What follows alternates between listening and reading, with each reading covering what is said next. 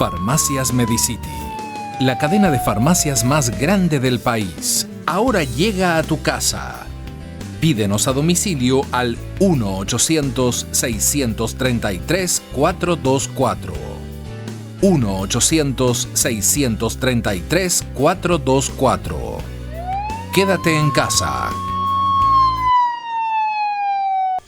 Las 8:23 continuamos en el tema educativo, pero nos vamos a la educación básica y a la educación intermedia en Ecuador. Hay mucha incertidumbre en los padres de familia y los estudiantes se sienten convertidos en una especie de conejillos de indias en los cuales se experimenta con la educación a distancia. Hay normativas que se están experimentando en todo el mundo y Ecuador no es la excepción. Damos la bienvenida al ingeniero Cristian Cobos, coordinador zonal 6 de Educación. El año lectivo se ha iniciado en la sierra y el oriente ecuatoriano, en algunas regiones de la costa también se observa este régimen, y quisiéramos conocer, ingeniero Cobos, cómo se está enfrentando la situación cuando existen normativas que las ha dado la UNESCO, que la han dado sociedades pediátricas, centros de psicología también en el mundo, que hablan sobre las restricciones de la teleeducación, los tiempos limitados a los que deben someterse jóvenes y particularmente los niños a la teleeducación. Le damos la bienvenida. Muy buenos días, estimado Gustavo, y a todos los amigos que nos siguen a través de este importante medio de comunicación.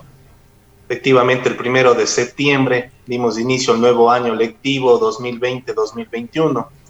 Esto, como es de conocimiento para todos, pues con una situación especial por la crisis sanitaria que estamos atravesando.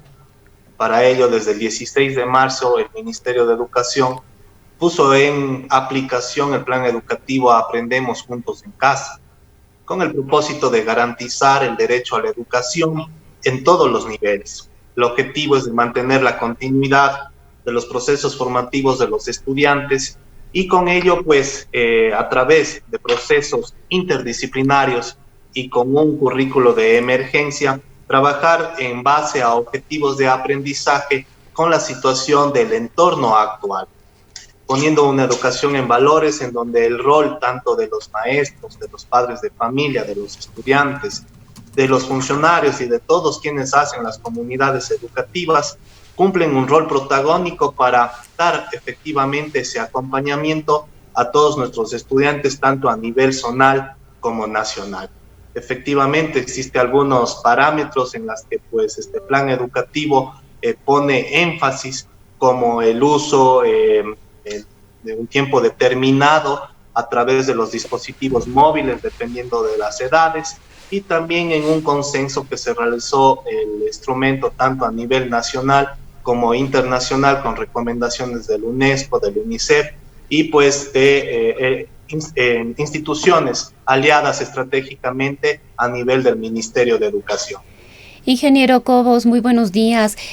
Quizás los tiempos de los estudiantes frente a la pantalla es una preocupación, pero quizás la preocupación más grande es la falta de acceso y los problemas profundos y por miles que tienen los estudiantes para poder acceder a esta educación en línea.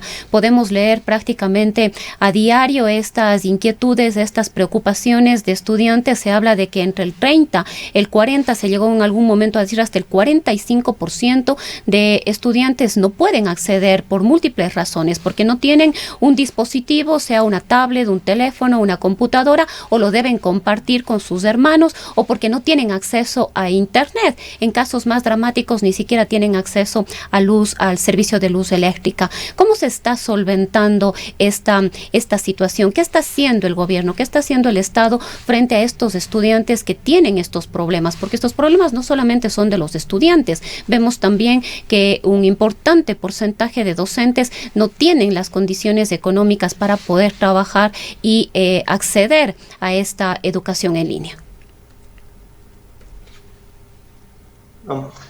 Respondiendo a su consulta, efectivamente son dos parámetros que utiliza el Ministerio de Educación. En primera instancia, el plan educativo Aprendemos Juntos en Casa, contempla también el acompañamiento, además de las herramientas digitales a través de nuestros recursos que están colgados en el Internet, el acompañamiento a través también de los medios de comunicación. Son más de 1000 radios comunitarias, más de 160 canales de televisión a nivel nacional que reproducen todos los días en horarios diferenciados importantes insumos para dar el acompañamiento a nuestros estudiantes, y también la entrega de fichas pedagógicas, sobre todo en la zona rural. El año lectivo anterior entregamos alrededor de 300.000 fichas pedagógicas. A ello se suma un contingente que el Ministerio ha preparado en las últimas semanas, un proyecto denominado Conectando al Futuro. A nivel de la zona 6 son casi 7.000 dispositivos móviles que se han entregado sobre todo a estudiantes de la zona rural. A esto es importante reconocer el apoyo que hemos recibido por parte de los GAD cantonales, el caso del GAD de Cuenca, que ha hecho la entrega alrededor de 2.900 tablets, el caso del GAD de Ponce Enríquez, de Nabón, de Huachapala, y ahora se han sumado todos los de la cuenca baja del río Paute, en la que van a poder tener la posibilidad todas nuestras instituciones, con el apoyo de estos GADs, de tener internet en cada una de las comunidades, y eso conlleva a que tengamos internet en nuestras Permítame aquí una pregunta, ingeniero Cobos, a más de las deficiencias en el tema de internet ya expuestas por Rosana. ¿Ha estandarizado de alguna manera, ha puesto estándares mínimos de calidad en las tablets que utilizan los estudiantes? Pues todos conocemos que hay tablets y tablets. Por supuesto, y terminando, iba a eso, mi estimado Gustavo, terminando la consulta, efectivamente esta cobertura de Internet hace que nuestras instituciones educativas se conviertan en centros de apoyo tecnológico. Todas las tablets y dispositivos tienen que cumplir con unos estándares. Esto lo hicimos desde planta nacional, asimismo con el acompañamiento internacional, para que cumplan las características, sobre todo de que puedan dar el soporte tecnológico y tener el sostenimiento de todas las plataformas digitales que van a ser ubicadas allí. Entonces, esto significa que no necesariamente el estudiante debe conectarse a Internet, porque ya va a tener todos los libros digitales o las plataformas digitales en los dispositivos móviles, y hacer uso constante a través de las actividades. Aquí permítame otra interrupción, ingeniero Cobos. Hemos visto, y esto personalmente, en algunos lugares de la ciudad, en librerías, a padres de familia comprando útiles en cantidades aparentemente iguales de lo que sucedía antes dentro de la normalidad. Entendemos la compra de libros, la compra de instrumentos, pero nos llama la atención la compra de cuadernos en iguales cantidades. Cuando usted habla, además de que los libros también se está motivando e incentivando el uso del libro electrónico, pero lo que es más grave aún, hemos recibido en este medio de comunicación quejas de padres de familia que, a pesar de que se están aplicando sistemas exclusivos en algunos establecimientos de teleeducación, se les está obligando también a comprar uniformes. Bueno, los lineamientos son bastante claros en este sentido, estimado Gustavo, ya que se estableció que primero en el tema de compra de útiles escolares se podrán utilizar los que estaban siendo utilizados en el año lectivo 2019-2020. Entonces se dio todos estos lineamientos tanto a las instituciones de sostenimiento fiscal, fiscomisional y particular. La compra debe ser mínima. Lo que nosotros hemos actuado es, sobre todo, como contempla la normativa legal vigente en los acuerdos ministeriales, es que no existe un direccionamiento en la compra de libros, y ahí hemos actuado enérgicamente en el sentido de que incluso se tienen que hacer devoluciones de estos cobros a los padres de familia. En ese sentido, pues nosotros estamos actuando, y lo que son los uniformes también, esto no está contemplado mientras no exista un retorno a clases de manera normal. Por lo que pues nosotros solicitamos a las instituciones particulares, fiscomisionales y fiscales dar atención a los lineamientos que ya han sido emitidos al inicio del año lectivo escolar. Ingeniero Cobos, sin duda la gratuidad de la educación ya se ha visto afectada, ya se ha visto vulnerada con la exigencia que tienen los estudiantes y las familias de acceder a planes de internet, de acceder a otros insumos necesarios para la teleeducación. El presidente de la República en estos días anunció sobre la venta a las distintas familias de unas tarjetas a un costo cercano a los $5 para 6 horas diarias de conexión a internet, que les iba a permitir no solamente conectarse a las distintas plataformas como Zoom o Meet u otras que puedan utilizar los docentes para sus clases, sino también para la descarga de materiales. Sin embargo, no ha habido detalles respecto de esto. ¿Será una tarjeta de $5 por día, por 6 horas diarias? ¿Será una tarjeta por mes? ¿Cuáles son los detalles de esta tarjeta que se estaría poniendo a la venta a las familias? Esto se está trabajando conjuntamente con Alianza Estratégica, con Intel, con CNT, con otras instancias. Ellos son los encargados de justamente pulir cada una de las características para atender las necesidades de las familias. Aquí cabe reconocer que el gobierno, el ministerio siempre ha estado interesados en dar diferentes atenciones a todas las familias. En ese sentido, esperamos precisar los detalles en los siguientes días, porque los entes encargados son otros ministerios que están trabajando articuladamente con nosotros. Sí, porque un poco queda la duda de si serían $5 mensuales, $5 diarios que tendrían que consumir las familias para que los chicos puedan tener este acceso de al menos 6 horas. Todavía no se ha definido esta situación. Como les repito, son otras las instancias, ellos están trabajando al respecto, nosotros damos todas las posibilidades para trabajar articuladamente y esperamos que se pueda cumplir en el transcurso de estos. Bien, ingeniero Cobos, finalmente, cuentan con índices, con indicadores de deserción escolar que se haya dado en el inicio de este año lectivo. Esto sería muy importante de conocer qué está pasando en Cuenca y en la provincia de la Azuay. Algunos padres de familia han optado por la educación en casa o quienes pueden pagarlo. Han contratado establecimientos educativos foráneos a distancia o sistemas para educación en casa. Y por otra parte, ¿qué normativa existe en cuanto a una posterior homologación de estos estudios en casa? Sí, en primera instancia lo que podemos conocer y tenemos ya algunos indicadores es la migración que existió de parte de las instituciones particulares fiscomisionales hacia el sistema educativo fiscal. Tenemos en conocimiento que son 16.647 nuevos estudiantes que son por primera vez parte del sostenimiento fiscal. En el año 2019-2020 fueron alrededor de 12.500. Esto indica que tuvimos un margen mayor de un 35 a 40%.